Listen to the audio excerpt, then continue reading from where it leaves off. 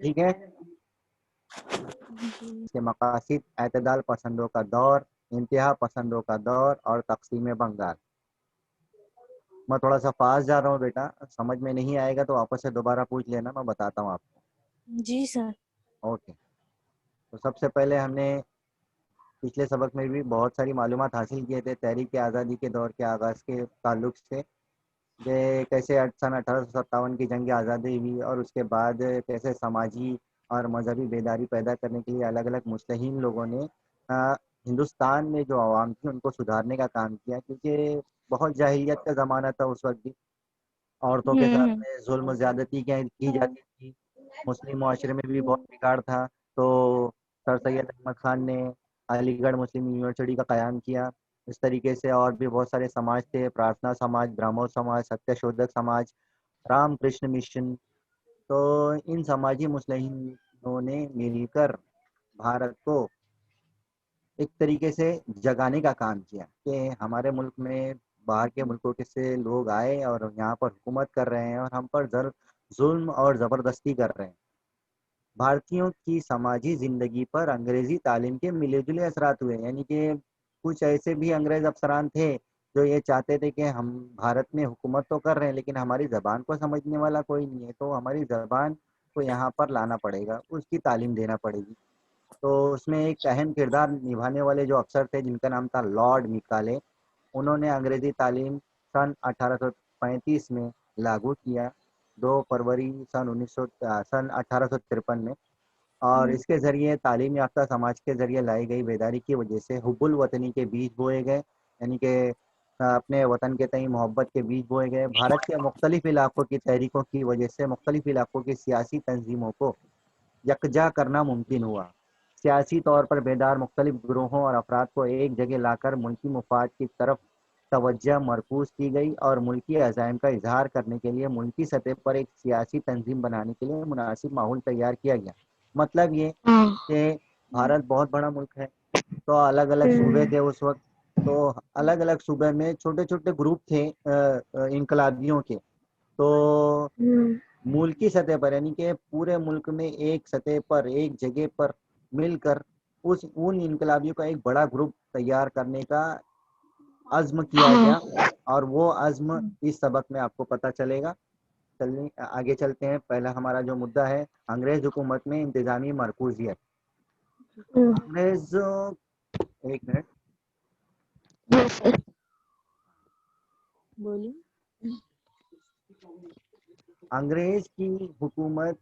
انگریزوں کی حکومت کی وجہ سے بھارت میں حقیقی معنوں میں مرکوزیت کا آغاز ہوا، یعنی انگریز آئے اور انہوں نے ظلم و زبردستی کی، جس کی وجہ سے اس سے پہلے انگریزوں کے پہلے معاملات بہت عام تھے، زندگی اچھی چل رہی تھی. لیکن انگریزوں کے آنے کی وجہ سے زندگی میں بہت زیادہ اتار چڑھاؤ آیا. ملک میں یکساں پالیسی، قانون کی نظر میں مساوی درجے کی وجہ سے لوگوں میں یکجہتی کا جذبہ پروان چڑھا. انگریزوں نے اپنی انتظامی سہولتوں اور فوج کی تیز رفتار نقل و حرکت کے لیے ریل کے راستوں اور سڑکوں کا جال بچھایا، لیکن ان بنیادی سہولیات کا فائدہ بھارتیوں کو بھی ہوا.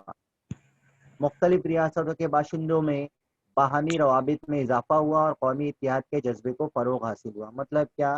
انگریزوں نے اپنی سہولت کے لیے ریل بنائی، ریل لے کر آئے یہاں پر ہمارے ہندوستان میں، سڑکیں بنوائی تاکہ ان کی فوج کی نقل و حرکت آسانی سے ہو سکے ریلوں کے ذریعے، اور ان کے مال کو لانا لے جانے کا جو کام ہے وہ سڑکوں کے ذریعے آسانی سے ہو جائے. لیکن اس کا فائدہ ہمارے ہندوستانیوں کو بھی ہوا، جس کی وجہ سے کیا ہو گیا کہ ہندوستان میں رہنے والے جو دور دور کے گاؤں، دور دور کے صوبے والے تھے، انگریزوں نے لائی. جی ہاں بالکل. سن 1853 میں ٹرین کی شروعات انگریزوں نے کی، اور پہلی ٹرین کی جو چلی یہاں پر ہمارے ہندوستان میں ممبئی سے لے کر تھانہ کے درمیان. आना के दरमियान, हाँ। अच्छा। माशी इस्तेसाल किस तरीके से अंग्रेजों ने किया था, ये हमने पिछले 2 सबक में भी पढ़ा कि किस तरीके से लगान वसूल करते थे। भारतीय दौलत कई जराए से बरतानिया मुंतकिल होने लगी, यानी भारत से जमाशुदा दौलत अंग्रेज क्या करते थे, अपने मुल्क में भेजते थे।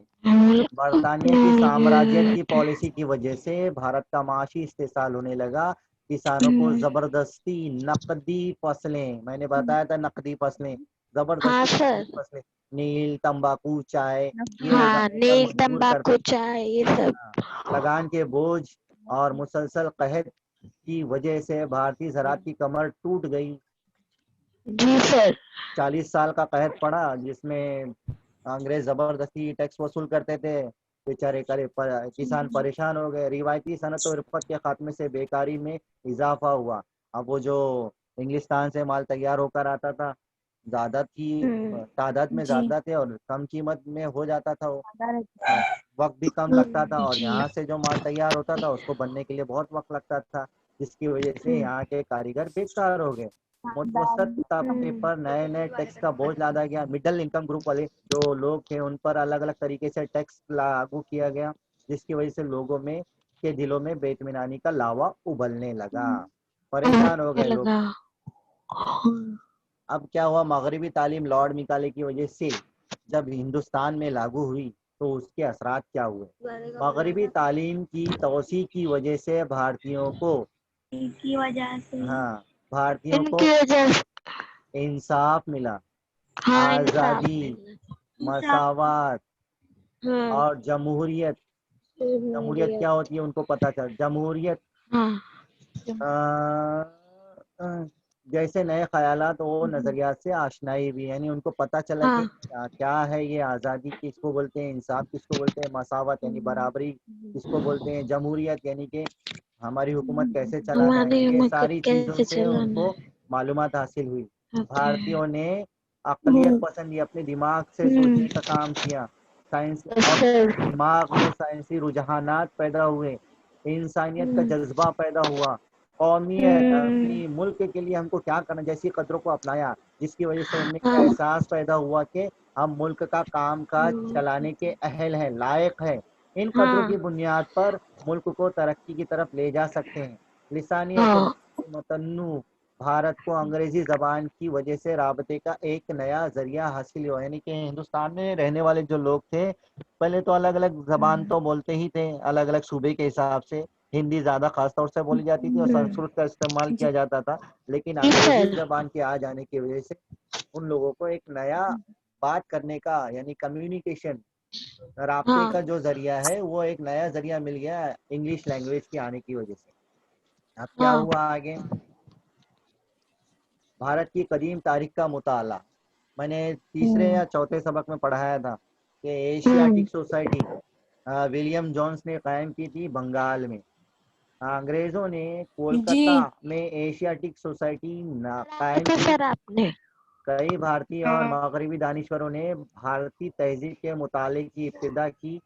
संस्कृत, फारसी और भारत की दीगर ज़बानों के कलमी नुस्खों की तहकीक करके उन्हें शाये किया। ये जो आपको तस्वीर दिख रही है ये बंगाल जी। की एशियाटिक सोसाइटी है, ये विलियम जोन्स ने कायम की थी, और इसमें कई कलमी नुस्खे यानी कि पेन कलमों सोसाइटी। से लिखे हुए नुस्खे दस्तावेजात के शक्ल में इस लाइब्रेरी में मौजूद हैं, सोसाइटी में मौजूद जी हैं। सर।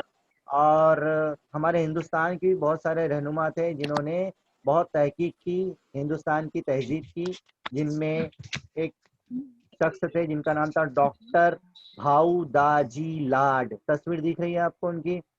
जी सर। हाँ, हाँ तो सर। जी ये सर, दिख रही है। महाराष्ट्र जी के रहने वाले थे और सर। इन्होंने बहुत तहकीक की। इनको बचपन में से ही बहुत ज़हीन थे, तो एक अंग्रेज अफसर ने इनको देखते ही साथ, मतलब उनके इलाके में जो अंग्रेज अफसर तैनात था उसने जब देखा कि बहुत ज़हीन बच्चा है, जिनका नाम था डॉक्टर भाऊ दाजी लाड, तो उन्होंने अब उसके डॉक्टर भाऊजी। बच्चे के वालिद से कहा कि इस बच्चे को आप पढ़ाओ और इंग्लिश की तालीम दो। तो उनके वालिद ने उनको मुंबई लेकर आया और मुंबई में एल्फिंस्टन कॉलेज में उनका दाखिला करवाया और वहाँ पर उन्होंने ग्रेजुएशन की डिग्री हासिल की, और बाद में हाँ। इसी कॉलेज में उन्होंने काम किया काम सरकारी किया। नौकरी के तौर पर। और एक जी और सर। शख्स थे जिनका नाम था डॉक्टर R.G. भंडारकर। इन्होंने भी हाँ। भारत की कदीम तारीख का मुताला किया, और उनकी तस्वीर भी आपको सर। दिख रही है यहाँ पर। हाँ।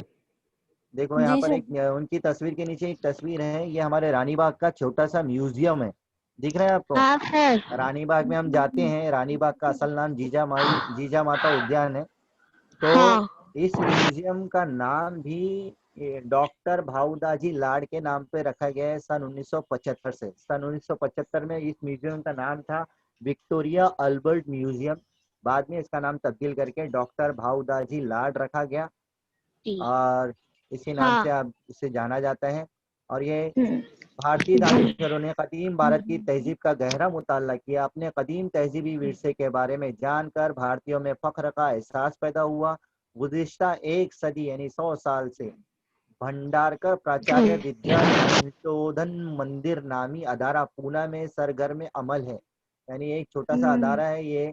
हमारे डॉक्टर R.G. भंडारकर, जो लेफ्ट साइड में जो तस्वीर दिख रही है, उन्होंने ही हाँ। इस अदारे को कायम किया था। और इस अदारे में कलमी नुस्खे हैं, बहुत सारी किताबें हैं, भारत की पुरानी यानी पुरानी तारीख का की किताबें, तहजीबी विरसे हैं, बहुत सारी चीज़ें हैं। और ये हाँ। पूना में है और आज भी ये जारी व सारी है। जारी है। अब उस दौर में अखबारात का किरदार क्या था, क्योंकि हमारे यहाँ पर टेलीफोन नहीं था। तो हाँ। तो नए नए जब 1857 की जंग आज़ादी के बाद बहुत सारी चीज़ें नई आई। उसी ज़माने में अंग्रेज़ी हाँ। और इलाकाई ज़बानों में अखबारात और रसायल शाये होने लगे। अखबारात तो आपको मालूम है, रसायल यानी कि रसी, हफ्ते हाँ में या सर। महीने में रसायल, हाँ, छपते थे। इन अखबारात हाँ। से सियासी व समाजी बेदारी पैदा होने लगी, यानी वो अखबारात के जरिए लोग उस अखबार को पढ़ते थे और पता चलता था कि उनकी सियासत में यानी कि भारत में क्या हो रहा है, समाज में क्या हो रहा है, और वो पढ़कर हाँ। वो बेदार होने लगे। अब उनमें कौन कौन से अखबार बहुत ज़्यादा थे, चलते थे, जैसे कि आजकल हमारे घर में पेपर्स आते हैं, times of India, Urdu times, हाँ हिंदू सर। टाइम्स। तो वैसे उस दौर में कौन कौन से अखबार छपते थे। पहला अखबार था दर्पण, उसके बाद दर्पण। प्रभाकर, उसके बाद हिंदू, उसके बाद अमृत बाजार पत्रिका, केसरी और मराठा। हाँ सर। अखबारात के जरिए सरकारी पॉलिसियों पर तनकीदें होने लगी, यानी कि इन अखबारात के जरिए पता चलने लगे कि ये अंग्रेज सरकार कौन कौन से कायदे कानून लागू कर रही है। अब वो हाँ। कायदे कानून उनके लिए है या उनके खिलाफ है, ये पता चलने लगा हिंदुस्तान में रहने वाली आवाम को। और वो बेदार होने लगी अपने वतन के तई मोहब्बत से। और इस तरीके हाँ। से अलग अलग इनकलाबियों ने आवाज उठाना शुरू की। अखबारात के बाद जी। कौमी जमात का कयाम। अब मैंने शुरू में ही कहा था कि छोटे छोटे जी। ग्रुप थे इनकलाबियों के, जिनको एक साथ मिलाकर एक बड़ी अ, सियासी पार्टी बनाने का मंसूबा था। कौमी जमात का कयाम, उस सियासी पार्टी का जो नाम था वो अभी आपको पता चलेगा, जिसको उर्दू में कहते हैं कौमी जमात का कयाम। उसको हाँ इंग्लिश सर। में क्या नाम दिया गया मैं बताता हूँ। 28 दिसंबर सन 1885 को मुंबई के गोकुल दास, जी। एक स्कूल का नाम है गोकुल दास जी। तेजपाल संस्कृत स्कूल, ये है जी। मुंबई का पहला हाँ। इजलास मुनाकिद किया गया। मुल्क के मुख्तलिफ रियासतों से 72 नुमाइंदे, कितने नुमाइंदे 72। इस इजलास में शरीक हुए। कोलकाता के मशहूर वकील शिवमेश चंद्र बनर्जी इस इजलास के सदर थे। इन सब ने मिलकर इस इजलास में भारतीय कौमी जमात, इंडियन नेशनल कांग्रेस, एक बहुत बड़ी पार्टी है हमारे यहाँ पर, सियासी पार्टी, जिसका इंडियन निशान है, कौन। जिसका अभी निशान आपको दिखता होगा पंजा। हाँ सर। उसका ना उसका उस पार्टी का नाम ही है इंडियन नेशनल कांग्रेस की बुनियाद डाली बरतानवी अफसर। अब ये जो पार्टी की बुनियाद डालने वाले जो सदर थे उनका नाम था व्योमेश चंद्र बनर्जी। और इस पार्टी को आगे यानी कायम करने का जो काम था, यानी आगे बढ़ाने का जो काम था, एक बरतानवी अफसर हमारे हिंदुस्तानियों के साथ में था, जिनका नाम था एलन ऑक्टिविन ह्यूम। इनके भी बारे में एक मशहूर किस्सा है कि 1857 की जंग की आज़ादी के बाद जब इनकलाबियों को पता चला कि अंग्रेज अब हमसे डरते हैं, तो इन्होंने अलग अलग हाँ। जगह पर छापा मारना शुरू किया। और ये इटावा में इनकी पोस्टिंग थी। इटावा आपके शायद मेरे ख्याल से यूपी या बिहार में ही है। इटावा नाम का एक छोटा सा कस्बा है, हाँ सर। नहीं सॉरी मध्य प्रदेश में इटावा। तो एलन ह्यूम का जो पोस्टिंग थी वहां पर थी। और जब इनकलाबी को पता चला कि अंग्रेज अफसर यहाँ पर है, तो उन्होंने अंग्रेज अफसरों को, इन जिनका नाम था एलन ऑक्टिवियन ह्यूम, इनको मारने की कोशिश के लिए साजिशें की। तो जब इनको अचानक पता चल गया ये अफसर को, ह्यूम को, तो इन्होंने लेडीज की साड़ी पहनकर वहां से गायब हो गए। तो इस तरीके से इन्होंने अपनी जान बचाई। तो ये किस्सा था इनके बारे में। बाद में इन्होंने हिंदुस्तानियों का साथ दिया और हिंदुस्तानियों की जंग आज़ादी में मिलकर आवाज उठाई। इजलास में मुताबिक भारतीयों को ज्यादा से ज्यादा अब वो जो कौमी तंजीम बनाई गई थी उसमें बहुत सारे मुद्दे थे। अब वो मुद्दे क्या थे? पहला तो ये कि इंतजाम हुकूमत में, यानी भारत की जो हुकूमत है जिसमें अंग्रेज अफसर हुकूमत कर रहे हैं, उसमें भारतीयों को ज़्यादा से ज़्यादा हिस्सा लेने की तरगीब दी जाए, यानी कि भारतीयों का हिस्सा हो उसमें। और अंग्रेज हुकूमत फ़ौज के अखराजात में कमी करे। यानी अंग्रेज जो हुकूमत थी वो फ़ौज बहुत ज़्यादा थी हिंदुस्तान में अंग्रेज हुकूमत की, तो वो फ़ौज पर ज़्यादा खर्च करते थे। तो कौमी जमात का या इंडियन नेशनल कांग्रेस का ये मुद्दा था कि उस फ़ौज पर आप खर्च कम करें। और इन मुतालबात को मेमोरेंडम यानी कि एक तरीके से कागजी शक्ल देकर, मतलब मुंह से ना कहा जाए, कागज पे लिख दिया जाए, दस्तावेज उसको कहते हैं। तो वो शक्ल देकर बरतानवी हुकूमत को पेश किया गया। इस तरीके से इंडियन नेशनल कांग्रेस ने अपना काम किया कि भारतीयों की नुमाइंदगी होनी चाहिए हुकूमत में। अंग्रेज और फौज के ऊपर जो अखराजात होते हैं वो कम करो। अब ये दो मुद्दे थे, उसके अलावा और भी बहुत सारे मुद्दे थे। अब देखते हैं कौमी जमात इंडियन नेशनल कांग्रेस के मकसद क्या थे, मकासद क्या थे। पहला मकसद भारत के मुख्तलिफ इलाकों के लोगों को मजहब, नस्ल, जबान और इलाकाई तफरीक भुला कर यकजा करना। यानी कि अलग अलग मजहब वाले थे, नस्ल वाले थे, कास्ट वाले थे, ऊंच नीच का उस वक्त भी था, बहुत ज़्यादा था। औरतों को पढ़ने की इजाज़त नहीं थी, बेवाओं को दूसरी शादी की इजाज़त नहीं थी, सती की रस्म बंद नहीं हुई थी, छोटी बच्चियों की बचपन में ही शादी करा दी जाती थी। हिंदू, मुसलमान, सिख, ईसाई सब मजहब के नाम पर अलग अलग रहते थे। तो कौमी तंजीम का एक मकसद यही था कि इन सब को मिलाकर यकजा किया जाए, एक दूसरे के मसाइल जानकर उस पर गौर व फिक्र करना, लोगों में इत्तेहाद का जज्बा पैदा करना और कौमी तरक्की के लिए कोशिशें करना कौमी जमात के मकसद थे। ये मकसद थे। अब आइए अगले मुद्दे की तरफ। जी सर। अब कौमी जमात जिसका नाम था इंडियन नेशनल कांग्रेस बनने के बाद एतदाल पसंदों का दौर, दो ग्रुप बन गए थे। अब वो दो ग्रुप कौन से थे वो बाद में बताता हूँ। एतदाल पसंदों का दौर, ये बहुत नरम मिजाज लोग थे। इसमें ये सन 1885 से लेकर 1905 के दरमियान, इनके कुल मिलाकर 20 साल का अरसा अपने कयाम के बाद, यानी कि जो कौमी जमात बनी उसके बनने के बाद कौमी जमात का काम सुस्त रवि से बहुत धीरे धीरे मगर मुसलसल जारी था। यानी कि चल रहा था। कौमी जमात के रहनुमा हकीकत पसंद और आला तालीम याफ्ता थे। उन्हें इस बात का इल्म था कि मुनज़्ज़म कार्रवाइयों से ही बुनियाद मजबूत होगी। इन पर मगरबी दानिश्वरों की रोशन ख्याली, आज़ादी, मसावत, उख़्वत जैसी कदरों का असर था। उन्हें आइनी तरीक़ों पर एतबार था। उन्हें उम्मीद थी कि अगर वो आइनी तरीक़ों पर चलकर अपने मुतालबात अंग्रेज़ों के सामने रखेंगे तो वो इन मुतालबात को मंजूर करेंगे, जिसमें गोपाल कृष्ण गोखले, फिरोज शाह मेहता, सुरेंद्र नाथ बनर्जी वगैरह एतदाल पसंद रहनुमा थे। इनका मकसद ये था, ये पढ़े लिखे लोग थे जो रहनुमा थे, और इनका मकसद ये था कि हुकूमत को हुकूमत की तरह ही जवाब देना है।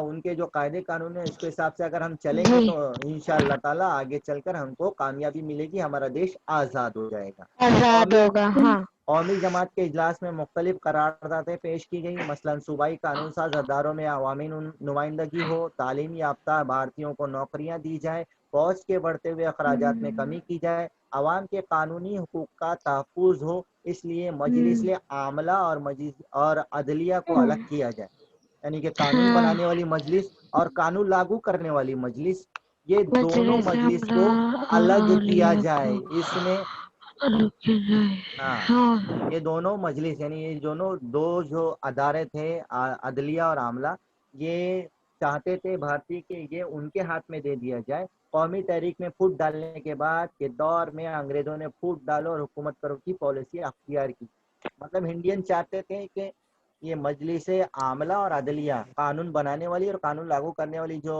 دو ادارے ہیں، یہ ہندوستان کے ہاتھ میں رہے، کیونکہ وہ دیکھ چکے تھے کہ یہ انگریز کبھی بھی کوئی بھی قانون لاگو کرتے ہیں اور اس پر عمل بھی کرتے ہیں، تو یہ قاعدے قانون جو ہے وہ ہمارے انڈینس کے ہاتھ میں آنا چاہیے۔ اب آگے کیا ہوا؟ انتہا پسندوں کا دور۔ کیا دور تھا انتہا پسندوں کا؟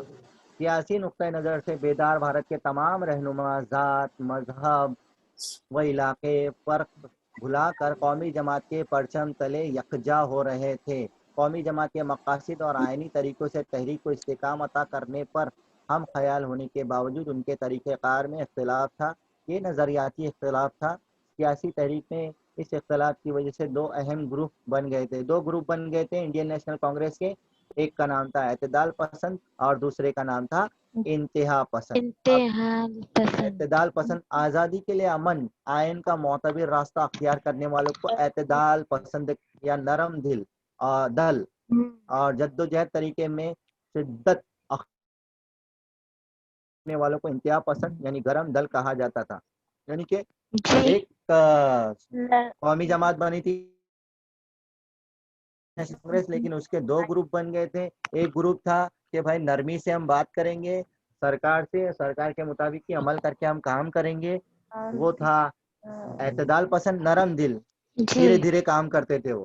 لیکن ایک دوسرا جو گروپ تھا اس کا نام تھا انتہا پسند، جو سن 1905 سے لے کر سن 1920 تک چلا۔ 15 سال میں انہوں نے بہت زیادہ شدت، یعنی کہ بس ہم کو ابھی کے ابھی ہمارا قاعدہ قانون لاگو کرنا ہے، ہم کو کل پرسوں ترسوں ایسا ہم کو ٹہلاتے مت جاؤ، بس جو ہے قاعدہ قانون جو ہم بول رہے ہیں اس کو ابھی کے ابھی لاگو کرو۔ یہ تھے انتہا پسند، جی جن کو گرم دل کہتے ہیں۔ اور اس کے جو رہنما تھے ان کا نام تھا لالا لاجپت رائے، بال گنگادھر لالا تلک اور بپن چندر پال، جنہیں لال بال پال بھی کہتے ہیں۔ لال سے آتا ہے لالا لاجپت رائے، بال سے آتا ہے بال گنگادھر تلک اور پال سے آتا ہے بپن چندر پال۔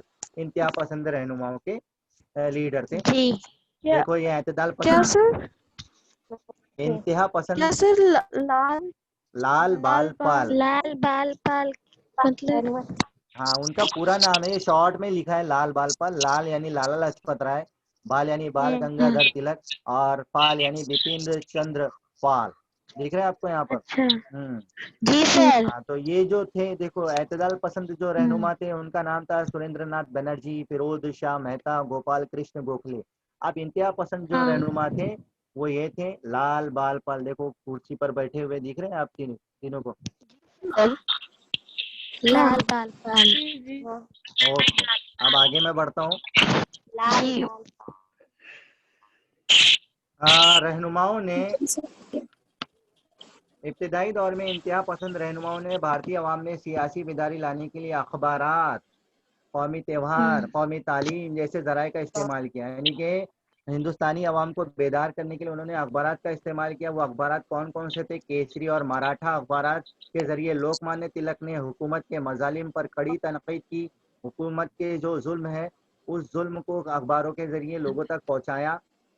جی حکومت کے بنگال کے علاقے میں امرت بازار پتریکا، یعنی کہ ایک بنگال میں پیپر چھپتا تھا، اس کا نام تھا امرت بازار پتریکا، انتہا پسندوں کے نظریات کی ترجمانی کرنے والا اخبار تھا۔ یعنی کہ انتہا پسندوں کے بارے میں جو انتہا پسند سوچتے ہیں ان کے بارے میں اس پیپر میں لکھا جاتا تھا، جس کا نام تھا امرت بازار پتریکا۔ آپسی بھید بھاؤ کو بھول کر عوام متحد ہو، یعنی یہ جی چاہتے تھے کہ سب مل جل کر رہیں، قومی اشخاص کے کارناموں سے عوام میں تحریک پیدا ہو۔ اس مقصد کے تحت تلک نے یعنی لوک مانیہ تلک نے دیکھو کون کون سے نئے تہوار ایجاد کیا تھا۔ ایک کا نام تھا شیو جینتی اور دوسرا تھا گنیش اتسو، جس کو ہم لوگ گنپتی کہتے ہیں۔ یہ سارے تہوار جی کی شروعات لوک مانیہ تلک نے کی تھی۔ تاکہ لوگ تہوار کے ذریعے ایک دوسرے سے ملے، اور جس میں تہوار ہے اب مذہبی معاملہ ہے جس میں انگریز لوگ دخل اندازی نہیں دے سکتے تھے، کیونکہ اس سے پہلے ملکہ وکٹوریہ نے اعلان نامہ نکالا تھا کہ آپ ہاں ہاں آپ کے معاملات ہاں میں، سر مذہبی معاملات میں دخل اندازی نہیں دیں گے، جس کی وجہ سے انہوں نے فائدہ اٹھایا تلک نے، اور یہ جو دو تہوار ہے شیو جینتی اور گنیش اتسو، اس کا انعقاد کیا، جس کی وجہ سے لوگ ملتے تھے ایک دوسرے سے، ملتے اور تھے. سیاست میں کیا چل رہا ہے وہ سب مل کر وہیں پر کھڑے کھڑے بات ہو جایا کرتی تھی۔ لوکمانیہ جی تلک نے ایک سر. کتاب بھی لکھی تھی، اس کتاب کا نام تھا گیتا رہسیہ۔ اس کتاب کا مرکزی خیال، یعنی کتاب کا مرکزی مدعا یہ تھا کہ عبادت اور عوام کے سرگرم عمل میں رہنے پر زور دیا، یعنی کہ لوگ مل کر رہیں اور اپنے پربھو کی عبادت کریں، اپنی زبان اور تہذیب جی. کے اقلیت اور عقیدت رکھنے والی نسل کی تیاری کے لیے انتہا پسندوں نے تعلیمی ادارے قائم کیے۔ انتہا پسند رہنماؤں کا خیال تھا کہ لاکھوں لوگ آزادی کی تحریک میں حصہ لے کر حکومت کو چیلنج کر کے جدوجہد کریں، تبھی کامیابی حاصل ہوگی۔ ان کا خیال تھا کہ اس تحریک کو مزید تیز کیا جائے، لیکن مسلح بغاوت کی بجائے وسیع عوامی تحریک کے قیام پر زور دیا۔ اعتدال پسندوں نے تحریک کی آزادی کی بنیاد رکھی اور انتہا پسندوں نے اس تحریک کو آگے بڑھایا، یعنی نرم دل والوں نے تحریک کی بنیاد رکھی اور انتہا پسند یعنی جی. گرم دل والوں نے اس تحریک کو زوردار طریقے سے آگے بڑھایا۔ ہاں اب کیا سر. ہو گیا، سن 1897 میں پونا میں ہوں. ہیضے کی وبا نے قہر برپا کر دیا، ایک طریقے سے پلیگ ہی کہا جائے گا۔ تو بیماری ہوں. پھیل گئی، جیسے ابھی ہمارے یہاں بیماری پھیلی ہوئی ہے، جس کی وجہ سے ہم لوگ یہ آن لائن جی. ٹیچنگ کر رہے ہیں۔ اسکول ہاں. کی یاد بھی آ رہی ہے، پریشان بھی ہے کہ اسکول چالو ہو جائے، روزانہ اللہ تعالیٰ سے دعا کر رہے ہیں، لیکن دیکھو اب کب چالو ہوتی ہے۔ تو اس وقت بھی یہ ہیضے کی وبا بہت زوروں پر تھی، سینکڑوں افراد موت کا شکار ہو گئے۔ اس وبا پر قابو پانے کے لیے رینڈ نامی افسر کو تعینات کیا گیا، انگریز افسر کا نام تھا۔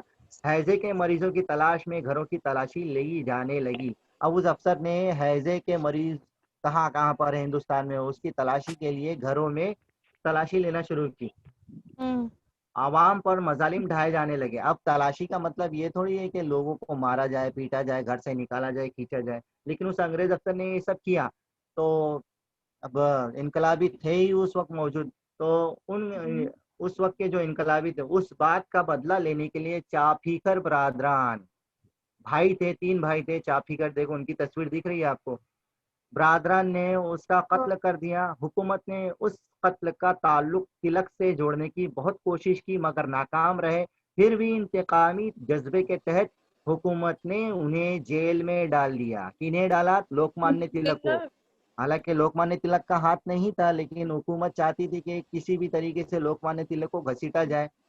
اب وہ رینڈ افسر کا قتل ہو گیا تھا، تو انتقام لینے کے جذبے سے کہ تلک کو ہم کو جیل میں ہی ڈالنا ہے، تلک ہمارے لیے بہت خطرناک ہے، تو تلک کو جیل میں ڈال دیا، کہ یہ کہہ کر کے انہوں نے ہی رینڈ نامی افسر کا قتل کروایا ہے۔ تقسیم بنگال، بنگال بہت بڑا صوبہ تھا اس وقت، تو بنگال کو توڑنے کے لیے ایک وائس رائے تھا اس وقت کا، جس کا نام تھا لارڈ کرزن۔ تو میں نے شروع میں ہی بتایا اس سے پہلے کے سبق میں کہ پھوٹ ڈالو اور حکومت کرو۔ 1857 کی جنگ آزادی کے بعد انگریزوں نے اس عمل پر عمل کرنا شروع کیا، انگریزوں نے اس پالیسی پر عمل کرنا شروع کیا۔ انگریزوں نے ہندو مسلم کے درمیان نفرت کا بیج بو کر پھوٹ ڈالو اور حکومت کرو کی پالیسی پر عمل کرنے کا فیصلہ کیا۔ وائس رائے لارڈ کرزن نے اسے بڑھاوا دیا۔ جی.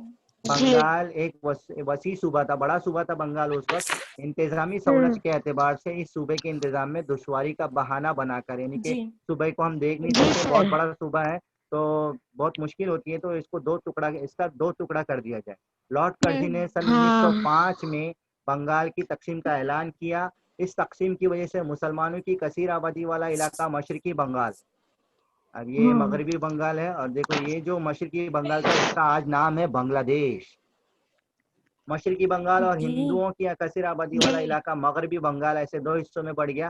تقسیم کے ذریعے ہندو مسلم سماج میں پھوٹ ڈال کر قومی تحریک کو کمزور کرنا اس کا پوشیدہ مقصد تھا، یعنی کہ بڑا صوبہ تھا، توڑ دیا گیا، ہندو مسلمان کر کے ایک الگ الگ صوبہ بنا دیا گیا، اور اس صوبے کو بننے کے بعد تفریق پیدا ہو گئی ہندو اور مسلمان کے درمیان۔ یہی مین مقصد تھا انگریزوں کا کہ پھوٹ ڈالو اور خود کی حکومت کرو۔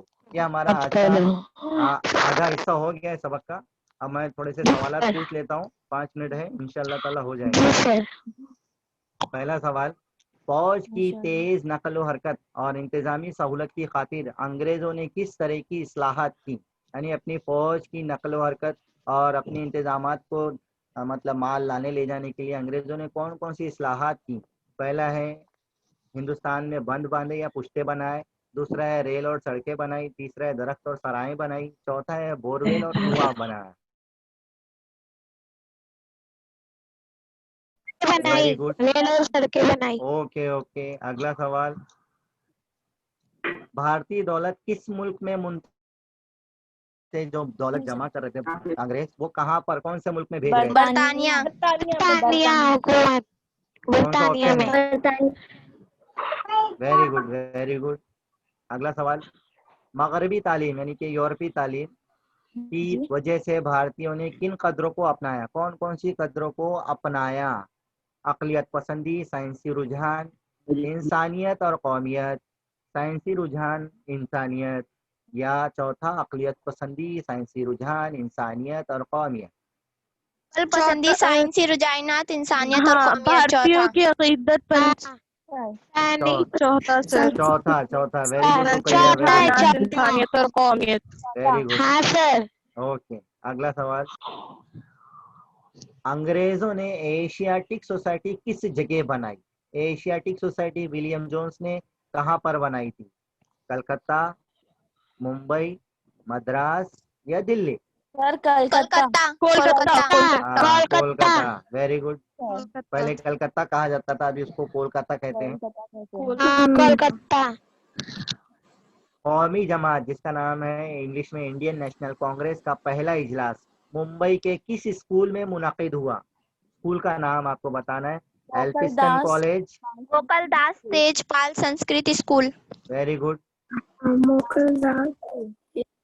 اگلا سوال, قومی جماعت کے پہلے اجلاس, انڈین نیشنل کانگریس کے پہلے اجلاس میں کل کتنے نمائندے شریک ہوئے؟ 72 نمائندے. 72 نمائندے. 72 نمائندے. ہاں ویری گڈ, 72 نمائندے. اگلا سوال, قومی جماعت انڈین نیشنل کانگریس کے 2 گروہوں میں سے نرم دل کے رہنماؤں کو اور کس نام سے جانا جاتا ہے؟ گرم دل, انتہا پسند, غسیل یا پھر اعتدال پسند؟ اعتدال پسند. اعتدال پسند. Very good. اعتدال پسند. اب ویسے ہی دوسرا سوال بھی ہے, قومی جماعت کے 2 گروہوں میں سے گرم دل کے رہنماؤں کو اور کس نام سے جانا جاتا ہے؟ انتہا پسند. انتہا پسند. انتہا پسند. Very good. اگلا سوال, بنگال کی تقسیم کی پیشکش کس وائس رائے نے دی؟ وائس رائے کا نام آپ کو بتانا ہے. Lord Warren Hastings, Lord Curzon, Lord Canning, Lord Curzon. Lord Curzon. Okay. اب دیکھو, پہلا جو آپشن ہے لارڈ وارن ہیسٹنگ, یہ پہلا گورنر جنرل تھا, اور جو تیسرا ہے لارڈ کیننگ, یہ پہلا وائس رائے تھا, اور جو چوتھا ہے لارڈ ڈیلوزی, اس نے 2 قانون پاس کیے تھے. آپ کو میں بار بار پوچھتا ہوں, یہ لارڈ ڈیلوزی. ستی کی رسم کا اور بیواؤں کی شادی کا. نہیں, بیواؤں کی شادی کا تو صحیح ہے, اور ایک دوسرا قانون بیواؤں تھا, کی شادی کا, اور دوسرا وہ ضبط کرنے والا ریاستیں. ریاستوں کو اپنی حکومت میں ضم کرنے کا. ویری گڈ, ماشاء اللہ. ہاں. اگلا سوال, انتہا پسند رہنماؤں کے نام کیا تھے؟ انتہا پسند یعنی گرم دل رہنماؤں کے نام کیا تھے؟ پہلا ہے لال گوپال, بال پال. لال بال. لال بال پال. لال بال پال. ویری گڈ, ماشاء اللہ. تو آج کا ہمارا سیشن یہیں پر ختم ہوتا ہے. انشاءاللہ کوشش کروں گا کہ